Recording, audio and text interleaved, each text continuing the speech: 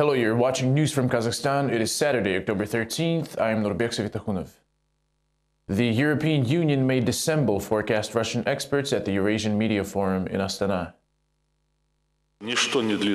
Nothing lasts forever. European Union is definitely going to fall apart. The question is when it will happen. You're not the strongest and richest anymore, and you'll become more poor soon, and you're not the smartest.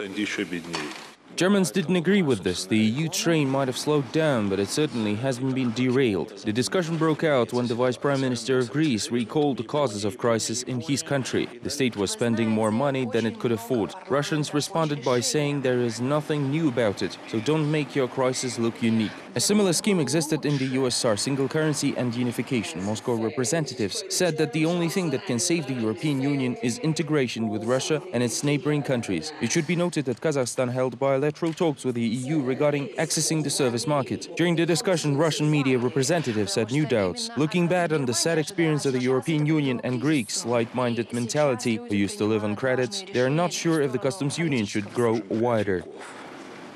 When Kyrgyzstan and Tajikistan asked to join the newly created EU of Russia, Kazakhstan and Belarus, we think whether we should let them in, because the situation might be similar to that of Europe, and we will be saying those southern countries spend too much money and work too little. Meanwhile, in Norway, the Union won this year's Nobel Peace Prize. With over 240 candidates, including the traditional nomination of the national leader, the most prestigious international award yet again escaped the president. The story next. Once again, Nursultan Nazarbayev has been bypassed in the fight for the Nobel Peace Prize. This time, the European Union has been awarded the prize for the historical role in the unification of Europe. However, it remains unknown who exactly will get the sum of $1.2 million. The news was really unexpected. The list of potential winners of the award included Maggie Gobran, called the Mother Teresa of poor children in Egypt; Jean Sharp, the author of books about nonviolent struggle against dictatorship; Yulia Tymoshenko, former Ukrainian Prime Minister; Helmut Kohl, former German Chancellor, as well as Bill Clinton, former US President. It was the Japanese parliament that proposed to nominate the president for Semipalatinsk test site closing. The idea was supported by the parliament of the Marshall Islands and even by Mexican congressmen. So far, the Nobel Committee has awarded only those who inspected the nuclear test sites or called for cooperation. However, nobody has won the Nobel Peace Prize for the actual destruction of nuclear weapons. Therefore, I join the people of Parliament of the Marshall Islands and encourage all of you to support us and call on the Nobel Committee to honor President Nazarbayev with this award. At the Anti-Nuclear Forum 1.5 months ago, the president was too modest and just thanked everyone for their support of his initiative. Popular support of my initiatives against nuclear tests gave me confidence and energy in promoting the interests of our people. Despite the severe resistance of the Soviet leadership and the military-industrial complex, I signed a decree on Semipalatinsk test site closing. However, some people challenged the role of the president in the Semipalatinsk test site shutdown. The tests at the Semipalatinsk test site were officially seized on May 20, 1990 by the decision of the Supreme Council of the Kazakh Soviet Socialist Republic. However, Nursultan Nazarbayev signed a decree in the Semipalatinsk test site closing only a year later, on August 29, 1991. Sirikpalsyn Abdildin has witnessed these events. I've been always amazed by Nazarbayev's ability to deceive people. First, in any document in the world or former Soviet Union, Kazakhstan is not reckoned as a republic with nuclear arsenal. The Soviet Union used to locate these warheads in our territory. The warheads were later destroyed by the joint efforts of Russia and the USA. But Nazarbayev keeps fooling everybody, saying that it was his merit to close the Semipalatinsk test site and voluntarily get rid of the property of Kazakhstan. The dissident Karishala Sanata says the president has no merit of seizing nuclear tests at the Semipalatinsk. By the way, in 2010, Karishala Sanata was also proposed to be nominated for the Nobel Prize, but in literature for the book Truth is Immortal. This very book contains materials that the president of Kazakhstan is not related to anti-nuclear prohibitions. Moreover, Karishala Sanata says only a Minister of Foreign Affairs, Kanat Saudobayev, is supposed to have helped the president forward the award. All public funds were sent to his personal ambitions. All that money is on his conscience. He has spent so much for being awarded the Nobel Prize. However, all his attempts are in vain. It is not the first time Nursultan Nazarbayev has been nominated for the prestigious international award. It is his 8th unsuccessful attempt. The president of Kazakhstan was first nominated for the Nobel Prize for the Semipalatinsk nuclear test site closing in 2002. He was nominated for the very merit in 2002, 2008, 2011, and this year, in 2006, for strengthening the friendship between people. In 2010, for the development of the countries of Central Asia and Turkic world. In February of 2009, for humanity towards deported peoples in the Stalin regime. September 2006, for his contribution to peace. Last year, President Nursultan Nazarbayev has been bypassed by 3 women: Liberian President Ellen Johnson Sirleaf, Liberian social activist Laim Gbovi, and the Yemeni activists of the Arab Spring, Tawakkel Karman. This year, the Nobel Prize has been awarded to the European Union. Former Chief of Staff and current Chairman of the Accounts Committee left for Germany to get medical treatment, officially announced Aslan Muhsin's department. Its press service was forced to issue a response after Respublika website published claims that Muhsin left the country with no intention to return, planning to find Mukhtar Ablazov and reveal all of Akırdağ's secrets to him. The chairman of the Accounts Committee, Aslan Muhsin, is currently on annual vacation until the end of October of this year. Currently, he's undergoing medical examination in Germany. The bill to conduct independent investigations in Zhanaozen did not pass the European Parliament. Lawmakers in Brussels debated a draft resolution containing recommendations to the European Union. Member of Parliament Paul Murphy proposed to suspend negotiations if the human rights situation in Kazakhstan worsens, insisting on an investigation of riots in Zhanaozen. MEPs concluded that it's been almost 1 year since December 16 and all related trials are over. Besides, it will be difficult to investigate due to the fact that people are subjected to pressure by security forces and local authorities. The MPs rejected the motion of their colleague only by 2 votes. However, observers note that it's just the draft resolution and things can still change. In the meantime, the EU takes a tough stance in the case of opposition leader Vladimir Kozlov, who was convicted for inciting social hatred in Zhanaozen. The verdict in Aktau was declared political, and MEPs are considering the idea of adopting a list of Zhanaozen, similarly to Magnitsky and Timoshenko lists.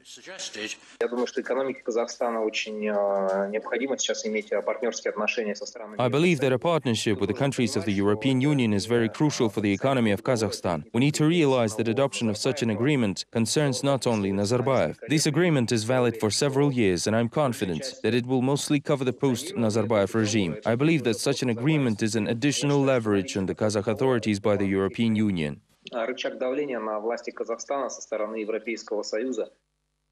Political expert Dosim Satbayev shared his opinion on the sentence carried out against Vladimir Kozlov on Friday, October 12th.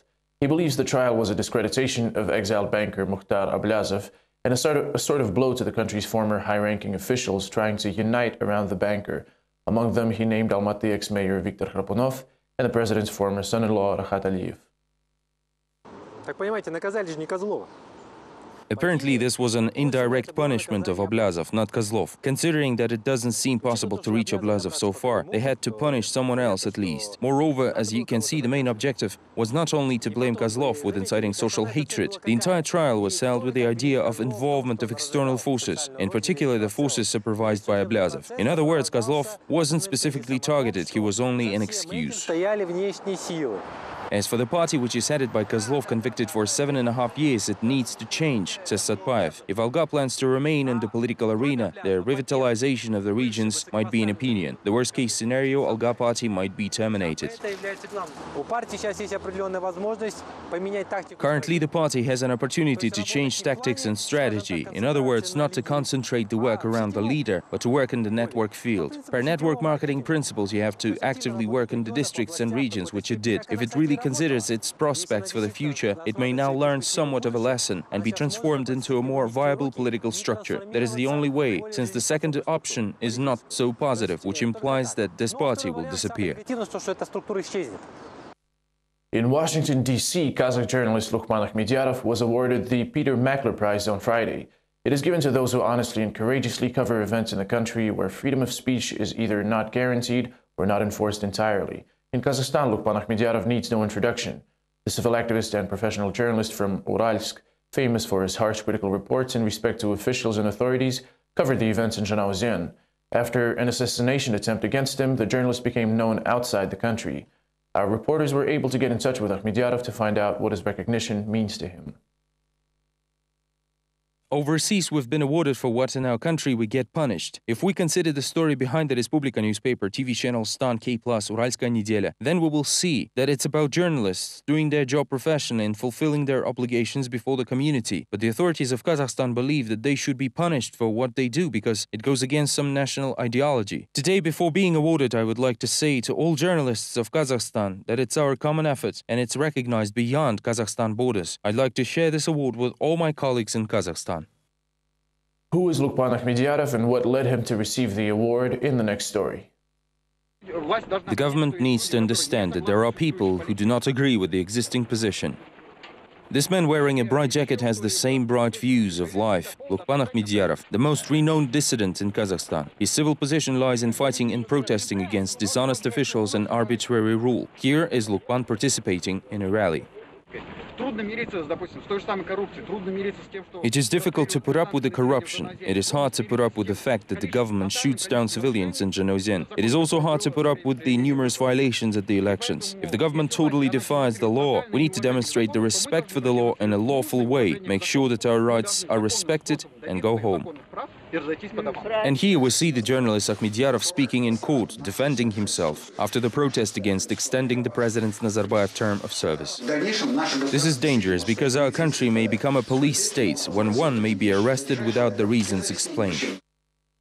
His exposing articles in the newspaper Uralskaya Nedelya gave a headache for many officials. He doesn't fear lawsuits, much less rage from officials. He went further than the articles and became, for some, an enemy of the state. For others, a public hero for making wild comparisons. How could one compare a respectful president with a driver? And what a comparison it was. Imagine we have a car and it's suited to one man only. He really enjoys driving it, but unfortunately we understood that we cannot influence the driver. Imagine yourself sitting in this car, driven by a man who is not in his right mind and he's driving really fast. Do you feel safe? I don't. We all need to think whether we want him to keep driving the car.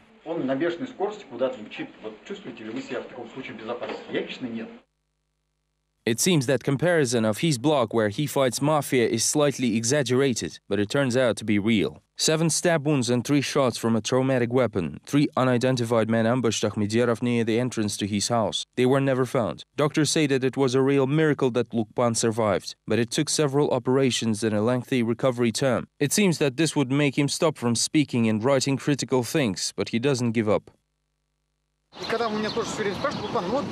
People always love to assess rallies by the number of people present, and I'm always asked what I expect to change when I go out and protest. I always refer to the experience of the American protest movement of the 60s. When the students protested against the war in Vietnam, there was one student who would come to the square alone, and he was always asked, "What are you trying to change? You're alone here." And he answered, "I come here not because I want to change something, but because I want to remain unchanged."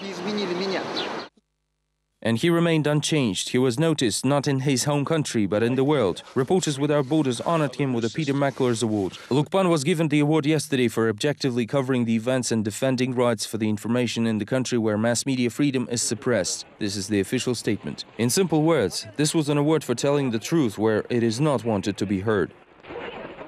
Julian Assange's other truth was debated in Astana on Friday before the closing of the Eurasian Media Forum. The subject of the discussion, what has WikiLeaks become to the world community? Opinions turned out to be widely different. For instance, BBC's Pakistan Services Zafar Abbas claims Assange's project gave impetus to improve the situation with freedom of speech. Go for it. Go and publish it. It is in public interest, and the response was tremendous. And as it was pointed out earlier, it encouraged many depressed, frustrated bureaucrats, civil servants sitting in the security establishment in the governments who knew about how the deals were being struck. At the same time, the opponents of Zafar Abbas reserved their opinion about the website's activity. The editor of KazWorld.info, Nikolai Kuzmin, believes that certain political forces are behind Assange, and what goals they are pursuing remains to be seen. The columnist of Moskovsky Novosti, Arkady Dubnov, shared more critical opinion. He believes that invitation of WikiLeaks founder to Russia Today channel is a big mistake. I think that those who made the decision to have Assange as the host of the Russia Today didn't understand that a person who undermines trust in public institutions in the West will in varying degree help to ensure the public distrust in state institutions in the East, including in Russia. The myth of email security was dispelled on Friday in Almaty at the closing of Kazakhstan's Internet Week. Spokesman for one of CIS region's largest postal services, Sergei Martynov, admitted that if needed, users' data, including contents of messages, can be obtained. Almost 40 million people use Mail.ru email service, while citizens of Kazakhstan are the most active users of this site. Head of email service at Mail.ru reassures that nobody reads other people's messages. It requires a court decision to disclose the customer's personal data. However, if they receive one, the company will provide all necessary information. According to the legislation of the Russian Federation, the correspondence is subjected to disclosure at request of the court. Indeed, the information in the correspondence could be used as an alibi for a person, but it's a matter of the court decision while we don't interfere with the laws. Meanwhile, in Kazakhstan, someone is spying over journalist Berik Zhakiparov. The reporter's active position in covering sensitive issues of the region has led to the fact that a car parked near his house began keeping close watch over him. On Friday, Zhakiparov covered the meeting between residents of Kazakhstan's flooded region and the mayor. Residents protested the officials' inaction, while Zhakiparov directly asked the mayor why exactly he is under surveillance, to which he received a complete answer later that day. One of my good friends who has a high position in the city administration told me that the leadership of security committee has recently changed, and he warned me to change my mind because these people might be using unlawful methods, including physical abuse. Kazakh Corporation employees address European parliamentarians and British socialists in an attempt to draw attention to the plight of their workforce.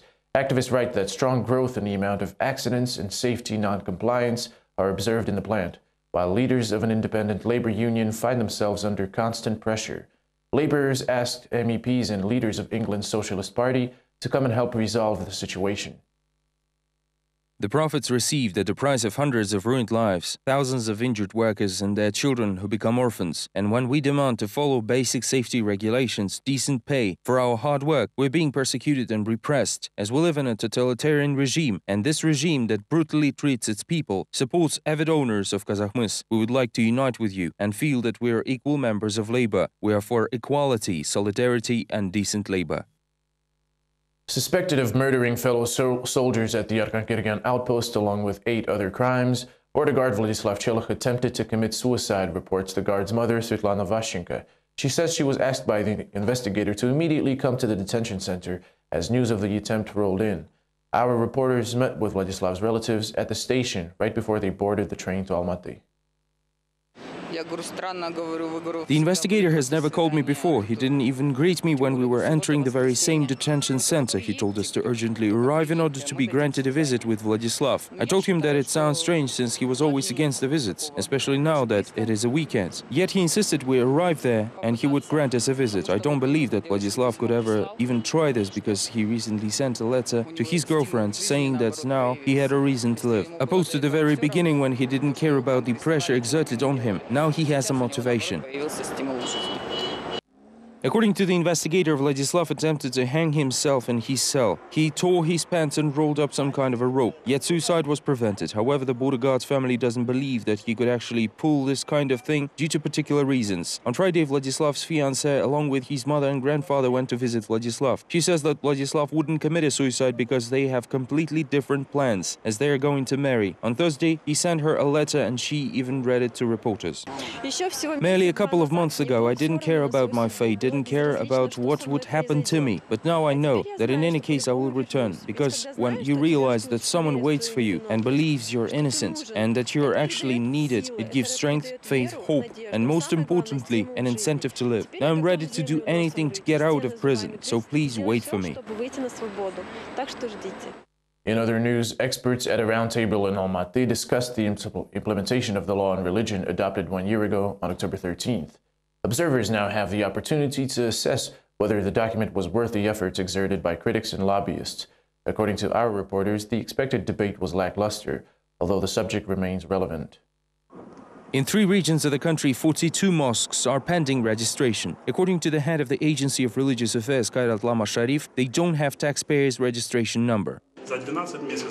In 12 months of adoption of our law, we have received no complaints neither from members of the religious unions or from other individuals on violation of the freedom of religion. It is our main achievement. Meanwhile, the Union of Muslims has all the chances to get into the blacklist, since the head of the scandalous religious organization says that he even didn't submit any documents to state agencies. This is how we were able to avoid this registration, which I believe, some reason, we didn't pass, if we take into account the biased opinion of authorities of religious affairs in Kazakhstan. Registration of religious organizations is one of the conditions of new law on religion. Its opponents convinced that the document is unnecessary and it restricts the freedom of religion. On the other hand, the expert from the Institute of European Law, Murat Bashimov, disagrees, since the country experienced a series of terrorist attacks.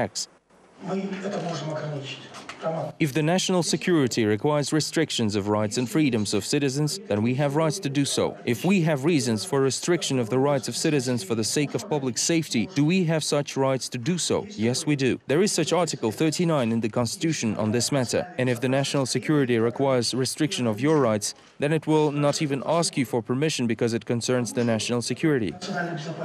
However, the human rights activist Ninel Fokina read the Constitution more carefully than Murat Bashimov. In previously mentioned Article 39, there are 3 points, and none of them refer to national security as an argument for the restriction of the rights for freedom of religion.